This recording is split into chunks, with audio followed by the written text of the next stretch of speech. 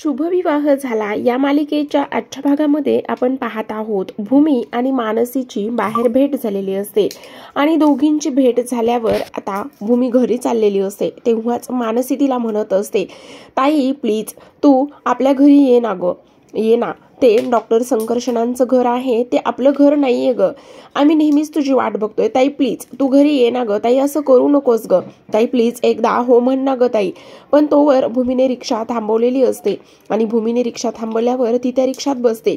रिक्षावाला थांबलेला असतो पण भूमी मात्र रिक्षाला म्हणत असते, चला लवकर. आणि तेव्हाच मानसी म्हणत असते, ताई प्लीज कमीत कमी तू इथे भाऊजींसाठी तरी घरी ये. मला माहिती आहे तू हे तुझ्या मनाविरुद्ध जाऊन वागत आहेस, तुझ्या मनाविरुद्ध तू ह्या गोष्टी करत आहेस, हे सगळं मला माहिती आहे. पण ताई प्लीज प्लीज तू असं करू नकोस ना, असं ती म्हणत असते. आणि तेव्हाच भूमीला खूप जास्त त्रास इथे होत असतो. ती तशीच घरी आलेली असते आणि रिक्षात जेव्हा बसते तेव्हा ती रडायला सुरुवात करत असते, कारण ही सगळं तिच्या मनाविरुद्ध जाऊन करत आहे हे तिला माहिती असतं. पण ती आत्ता तरी ह्या गोष्टी कोणालाच सांगू शकत नसते. इकडे आता महाजनांच्या घरामध्ये आज श्रावणी पहिला सोमवार असतो आणि श्रावणी पहिला सोमवार असताना इथे पूजा सुद्धा ठेवलेली असते. त्यासोबतच यांची परंपरा असते की महाजनांच्या थोरल्या सुनेने शिवमूठ व्हावी आणि ती शिवमूठ कोणी व्हायची तर महाजनांची सून इथे भूमी आहे आणि भूमी आज इथे येईल असा मला विश्वास आहे. तेव्हाच मानसी आणि अथर्व तयारी करत असतात. तेवढ्यातच आकाश येतो. आकाश तिथे आल्यावर तो म्हणत असतो, तयारी झाली का? तेव्हाच मानू म्हणत असते, हो तयारी तर झालेली आहे, पण भूमी येईल की नाही भाऊजी हा प्रश्न आहे. आणि तेव्हाच आकाश म्हणत असतो, माझी पूर्ण खात्री आहे की भूमी नक्कीच येईल. आणि तेव्हाच इकडे रागिनी आणि पौर्णिमा हे सगळं काही ऐकत असतात. हे सगळं काही ऐकल्याच्या नंतर पौर्णिमा म्हणत असते, आई सगळा तुमचा डाव इथे खराब होतो की काय? आणि त्यासोबतच इथे मला असं वाटतंय की हे सगळं काय आहे, ह्या सगळ्या गोष्टी मला तर वाटतंय की नक्कीच भूमी इथे येईल आणि आकाशचा हा जो काही विश्वास आहे तो नक्कीच इथे सारथी लागेल, मार्गी लागेल. म्हणते, अरे आकाश असं काय करतोयस? हे बघ चल ना गुरुजींना फोन कर. मी केव्हाचा फोन करते पण ते फोन उचलत नाहीत. मला असं वाटतंय की मुहूर्त टळायला नको आणि वेळेतच पूजा झालेली बरी. आणि तेव्हाच इथे आकाश म्हणत असतो, आत्या काळजी करू नकोस, गुरुजी सुद्धा येतील आणि भूमी सुद्धा येईल. आणि हे बघ गुरुजी सुद्धा आलेलेच आहेत. असं म्हणूनच आता दारावरती गुरुजी पूजेकरिता आलेले असतात. तेव्हा मानसी हातामध्ये पाण्याचा तांब्या घेते आणि गुरुजींचे पाय धुत असते. त्याचबरोबर त्यांना नमस्कार करत असते. पण गुरुजी ह्या सगळ्यांना पाहता क्षणी सगळ्या घरावर नजर फिरवतात आणि नजर फिरवून वेगळ्याच नजरेने ते पाहत असतात. त्यांच्या मनामध्ये खूप सारे विचार इथे सुरू असतात, कारण घरामध्ये महाजनांची मोठी सून भूमी त्यांना दिसत नाही आणि म्हणूनच ते आकाशला म्हणत असतात, हे काय आहे, हे मी काय पाहतोय? महाजनांची मोठी सून भूमी महाजन कुठे आहे? ती मला दिसत नाही. आणि तेव्हाच आकाश खूप जास्त टेन्शनमध्ये येतो. पण रागिनी याच संधीचा फायदा घेते आणि ती म्हणत असते, खरं सांगू का, मला तुम्हाला एक गोष्ट सांगायची आहे. खरं तर आता रागिनी म्हणत असते, खरं तर मला ह्या गोष्टी तुम्हाला सांगायच्या नाहीयेत, पण एक गोष्ट सांगू का, इथे महाजनांच्या सुनेने खूप काही गोष्टी चुकीच्या पद्धतीने केल्यात. मग गुरुजी तुम्हीच सांगा, आता तिला इथे शिवमूठ वाहण्यासाठी कसं बोलवायचं? आणि ती महाजनांची सूनच राहिलेली नाहीये. पण लगेचच आकाश म्हणत असतो, एक मिनिट आत्या, तू चुकीचा अर्थ काढतेस किंवा तू चुकीचं समजत आहेस. मी आतापर्यंत त्या घटस्फोटाच्या कागदावर सह्या केल्या नाहीयेत आणि मी तिला कधीच घटस्फोट देणार नाही. तेव्हाच रागिनी मनामध्येच म्हणत असते, झालं कल्याण, म्हणजे कितीही याला समजवा, कितीही याच्या मनामध्ये तिच्याविषयी विष पेरा, पण हा मात्र तिचीच बाजू घेतो. आता गुरुजी म्हणत असतात, झालं तर मग आतापर्यंत ती महाजनांची सून आहे आणि तिने घटस्फोट दिला नाही म्हटल्यावर तर हे सगळं अगदीच बरोबर आहे. मग आपण भूमी येईची वाट बघूयात. आणि तेव्हाच रागिनी म्हणत असते, पण ती कशी येईल? ती जर इथे राहतच नाही तर ती कशी येणार आहे? आणि भूमी अशा पद्धतीने वागलेले असल्या कारणाने आता तिच्यावर कोण विश्वास ठेवणार आहे? महाजनांची सून अशी दुसऱ्यांच्या घरी जाऊन राहते, त्यासोबत घटस्फोटाच्या पेपरवर सह्या करते आणि ते पेपर इकडे तिच्याकडे ती पाठवून देते. मग मला सांगा गुरुजी काय करायचं? तेव्हाच आकाश म्हणत असतो, नाही, काही जरी झालं तरी सुद्धा भूमी फक्त माझी आहे आणि माझा तिच्यावर पूर्ण विश्वास आहे. असंच इथे तो बोलत असतो आणि तेव्हाच गुरुजी म्हणत असतात, हो, तो काळजी करू नकोस. साक्षात इथे परमेश्वराने जरी येऊन भूमीवर संशय घेतला तरी सुद्धा ते अशक्य आहे, कारण भूमी अगदीच पवित्र आहे आणि तिच्यावर कोणीही संशय घेऊ शकत नाही. ही गोष्ट बोलल्याच्या नंतर आता इकडे रागिणीला खूप मोठा धक्का बसतो. ती म्हणत असते की पण गुरुजी, मुळात भूमीने इथे शिवमूठ वाहण्यासाठी इथे तिने हजर असायला तर हवंच ना. आणि तेव्हाच गुरुजी म्हणत असतात, तो वरचा आहे बसलेला, तो बरोबर हे सगळं काही नीट करणार आहे आणि साक्षात्कार होणार आहे. त्याचबरोबर भूमीच्याच हाताने इथे शिवमूठ वाहिली जाणार आहे, कारण भूमी या घराची सून आहे आणि भूमीसारखं पावित्र्य कोणातच नाही. असंच इथे ती बोलते. तेव्हा मनूला खूप जास्त आनंद झालेला असतो. ती अगदीच हसत असते, कारण आता तिची ताई ह्या घरामध्ये पुन्हा येणार आहे म्हणून तिला आनंद झालेला असतो. इथे आकाश सुद्धा खूप जास्त खुश असतो, कारण गुरुजींनी अगदीच रागिणीचं बोलणं इथे हाणून पाडलेलं असतं. खरं पाहायला गेलं तर आता लगेचच दारावरती ह्या सगळ्यांना भूमी पाहायला दिसते. भूमीची एंट्री झाल्यामुळे रागिणीचा तर अगदी जळफळाट होत असतो. भूमी खरं इथे कशी आणि त्यासोबत गुरुजी म्हटले आणि ही भूमी लगेचच आलेली आहे असाच विचार आता ती इथे करते. त्यासोबत सगळ्यात महत्त्वाचं म्हणजेच की भूमी बाळाला घेऊन इथे आलेली असते आणि सगळेजण तिच्याकडे पाहत असतात. भूमीला समोर पाहता क्षणी लगेचच आता इथे तो मनू म्हणत असते ताई, आणि ताईला बघितल्याच्या नंतर सगळ्यांना आनंद झालेला असतो. पण भूमी मात्र कठोर झालेली असते आणि ती फक्त आणि फक्त इथे बाळासाठी तिथे आलेली असते. बाळ खूप रडत असतं आणि ती रडत असताना आता फक्त आणि फक्त इथे ती आकाश बरोबर असताना शांत होत असते आणि म्हणूनच भूमी बाळाला घेऊन इथे आलेली असते, कारण तिचं रडणं अजिबात थांबत नसतं. तर इकडे दुसऱ्या बाजूला संकर्षण किचनमध्ये असतो आणि संकर्षणने किचनमध्ये खूप पसारा केलेला असतो. पूर्ण तो ऑमलेट बनवत असतो, ब्रेड ऑमलेट, आणि तेव्हा ते पूर्ण जाळलेलं असतं. खूप दूर किचनमध्ये झालेलं असतो. तेव्हा त्याचे सासू सासरे तिथे येतात आणि ते म्हणत असतात, अहो तुम्ही जावई बापू हे काय करत आहात?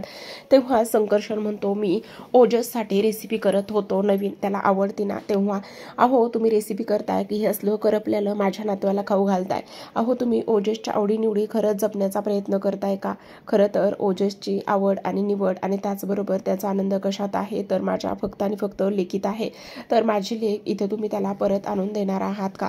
होणार आहे का तुम्हाला ते शक्य? मग माझ्या लेकाचा, माझ्या नातवाचा आनंद कशात आहे हे तुम्हाला माहिती नाही का? द्या, शक्य आहे का तुम्हाला माझ्या नातवाला त्याची आई परत आणून देणं? कारण माझ्या लेकीनं माझ्या नातवासाठी जे जे काही केलेलं आहे ते कोणीच करू शकत नाही. किंवा सगळ्यात महत्त्वाचं म्हणजेच की माझ्या लेकीला तुम्ही परत आणू शकणार आहात का? असेच प्रश्न आता इथे संकर्षणला विचारत असतात. इकडे भूमीला पाहिल्याबरोबरच आकाश धावतच भूमीसमोर जाऊन उभा राहत असतो. आकाश भूमीजवळ जातो आणि म्हणत असतो, मला माहित होतं भूमी तू नक्की येणार, माझी खात्री होती, माझा विश्वास होता. बघितलं ना भूमी आली. तेव्हा इकडे पौर्णिमा आणि रागिणीचा चेहरा खाडकन उतरलेला असतो. लगेचच आता बाळ तिथे रडायला लागलेलं असतं. तेव्हा भूमी म्हणत असते, काय झाले पिलू तुला? तू का रडतेस? रडू नको ना प्लीज, रडू नको ना, जरा शांत हो ना. आणि तेवढ्यातच आकाश तिला घेत असतो आणि म्हणत असतो, पिलू काय झाले? तुला बाबाची आठवण येत होती? मला सुद्धा तुझी खूप आठवण येत होती आणि म्हणूनच तू इकडे आलेली आहेस ना, मला खात्री होती. गप पिल्लू, अजिबात रडू नकोस आणि शांत हो बरं. असं म्हणूनच तो लगेचच तिला आतमध्ये घेऊन जातो आणि आतमध्ये घेऊन गेल्याबरोबरच तो लगेचच रागिणीला म्हणत असतो, बघितलंस ना आत्या, मी तुला म्हटलं होतं ना की भूमी बरोबर इथे येणार आणि पिल्लू सुद्धा आलेला आहे आणि आजच्या श्रावणी सोमवाराची शिवमूठ इथे भूमीच्याच हाताने वाहिली जाणार, असंच तो इथे सांगत असतो.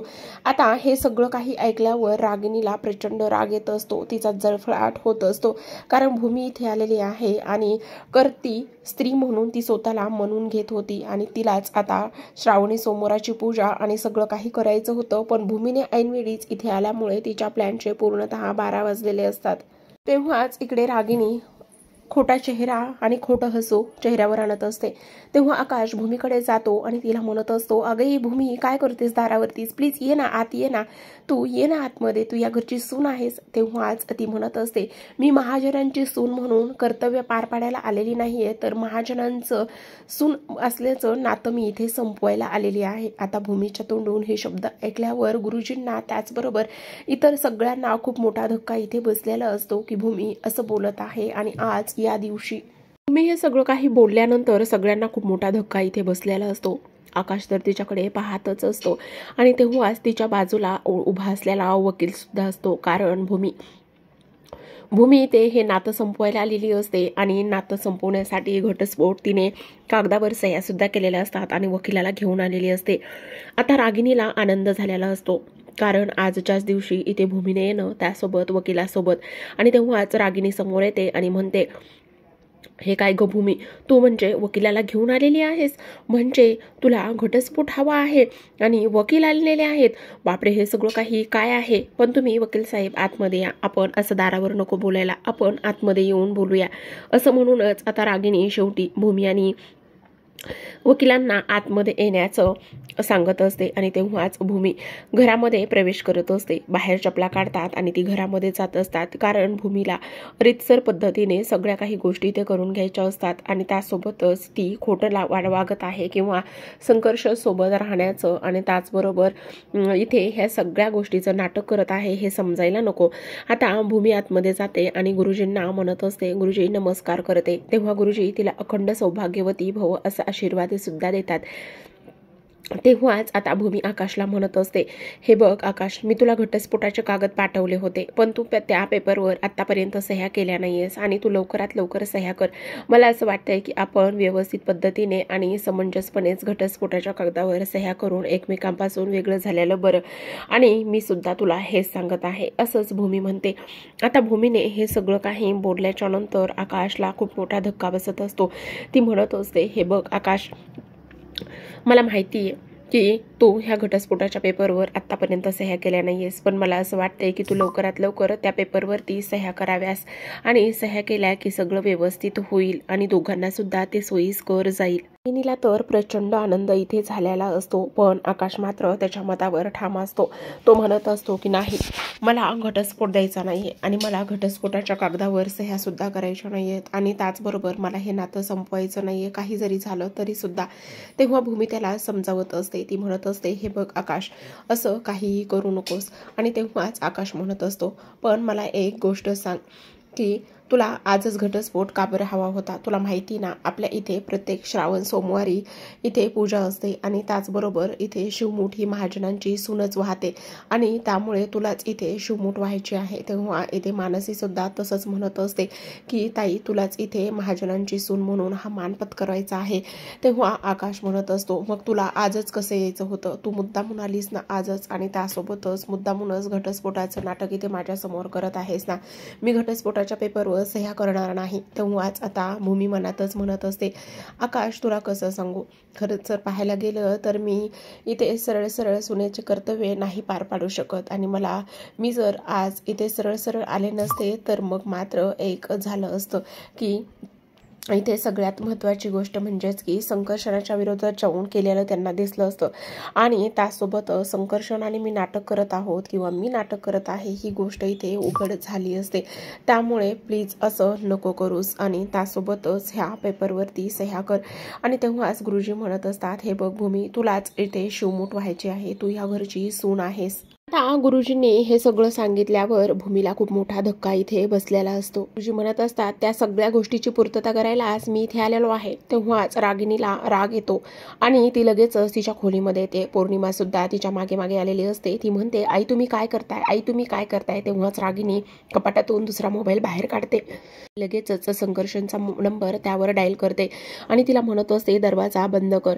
आणि नंबर डायल केल्याच्या नंतर मोबाईलला पदर लावते आणि वेगळा आवाज काढून बोलत असते. ती म्हणत असते, हॅलो संकर्षण, तुमची दुसरी बायको जी महाजनांची सून होती आणि त्यासोबतच ती तिच्या पहिल्या नवऱ्यावर प्रचंड प्रेम करत होती. म्हणूनच आज ती तिच्या पहिल्या नवऱ्याकडे गेलेली आहे असंच ती इथे बोलते. आणि त्यासोबतच आता रागिनी हे सगळं बोलल्यावर आता ती म्हणत असते, जसं ती तिच्या पहिल्या नवऱ्याला सोडून तुमच्याकडे आलेली आहे तसंच ती ते तुम्हाला सोडून पुन्हा आणखी कुठे दुसऱ्याकडे किंवा इथे पहिल्या नवऱ्याकडे सुद्धा येऊ शकते. त्यामुळे तुम्हाला अलर्ट राहायला पाहिजे. तेव्हा संकर्षण म्हणत असतो, हे बघा तुम्ही कोण आहात आणि तुमची बोलायची एवढं सगळं काही हिंमत कशी झाली. भूमी त्यांच्याकडे गेलेली आहे पण ती सगळं मला सांगून गेलेली आहे आणि ते सुद्धा घटस्फोटाच्या पेपरवर सह्या करण्यासाठी. आणि तुम्ही आमची काळजी अजिबातच करू नका. तेवढ्यातच फोन ठेवला जातो आणि संकर्षण विचार करत असतो, नेमकी ही बाई कोण असेल आणि हिनं अशी इन्फॉर्मेशन का बरं दिली असेल. असाच संकर्षण इथे विचार करत असतो. केला ह्याने सुद्धा फोन कट केला. माझं पूर्ण बोलणं सुद्धा ह्याने ऐकून घेतलं नाही. याची एवढी हिंमत झाली की माझा सुद्धा फोन ह्याने कट केलेला आहे. नाही, याला मी अजिबातच सोडणार नाहीये. काय करायचं आता. तेव्हाच पौर्णिमा म्हणत असते, आता त्याला सुद्धा हिनं गुंडाळून ठेवलेला आहे. आता देवांच्या नशिबात सुद्धा महाराजांच्या सूनच आहे तर तिथे आपण पटवर्धन काय करणार आहोत. तेव्हाच रागिनी तिच्यावर ओरडते आणि तिला म्हणत असते, गप्प बसतेस का तू. पण नाही, काही जरी झालं तरी सुद्धा शिवमूठ तर मीच वाहणार आहे असाच ती इथे विचार करत असते. तर प्रेक्षकांनो, आजच्या भागामध्ये एवढंच. उद्याचा भाग खूपच इंटरेस्टिंग होणार आहे. आता गुरुजींनी पूजा केलेली असते आणि गुरुजी म्हणत असतात, या घरच्या सुनेने म्हणजेच महाजनांच्या सुनेने आणि कर्त्या स्त्रीने इथे पहिली शिवमूठ व्हायची आहे. आणि तेव्हाच भूमी म्हणत असते, मी ह्या घरची सून नाहीये, मी ह्या घरची करती स्त्री सुद्धा नाहीये आणि त्यामुळे मी शिवमूठ वाहणार नाही. तेवढ्यातच रागिनी मध्येच उठते आणि म्हणत असते, मी आहे या घरची करती सून आणि मीच आता इथे शिवमूठ वाहणार आहे. असं म्हणूनच रागिनी उठून उभा राहते आणि रागिनी उठून उभा राहिल्याबरोबर सगळेजण रागिनीकडे पाहतच असतात. पण रागिनी आता शिवमूठ वाहायला जात असते आणि रागिनी शिवमूठ वाहायला गेल्याच्या नंतर मी करेन पूजा असं म्हणूनच ती उठते आणि तिथे असलेले तांदूळ हातामध्ये घेते आणि लगेचच शिवमूठ व्हायला लागत असते. पण जशीच शिवमूठ ती व्हायला लागते तसाच तिचा पदर इथे निरंजनाने पेट घेतलेला असतो. बाजूलाच समई लावलेली असते आणि त्या समईला पदर लागतो. तेव्हाच भूमी धावतच येते आणि म्हणत असते, आत्या असं म्हणून तिचा ती हात पकडते आणि हात पकडल्याबरोबरच आता इथे जी शिवमूठ ती वाहत होती त्या शिवमुठावरचे तांदूळ इथे भूमीच्या हाती पडतात आणि ते तांदूळ इथे आता भूमीच्या हातूनच शिवमुठावर वाहिले जातात. म्हणजेच आता असं झालेलं असतं की शेवटी भूमीच्या हातूनच शिवमूठ इथे वाहिली गेलेली असते. त्यामुळे आता इथे हे महाजनांच्या सुनेचं कर्तव्य तर पार पडलेलं असतं. तर प्रेक्षकांनो, अशाच नवनवीन मालिकांचे अपडेट्स आणि रिव्ह्यू पाहायचे असतील तर आपल्या चॅनलला सबस्क्राईब करा. व्हिडिओ पाहिल्याबद्दल तुम्हा सर्वांचं अगदी मनापासून धन्यवाद.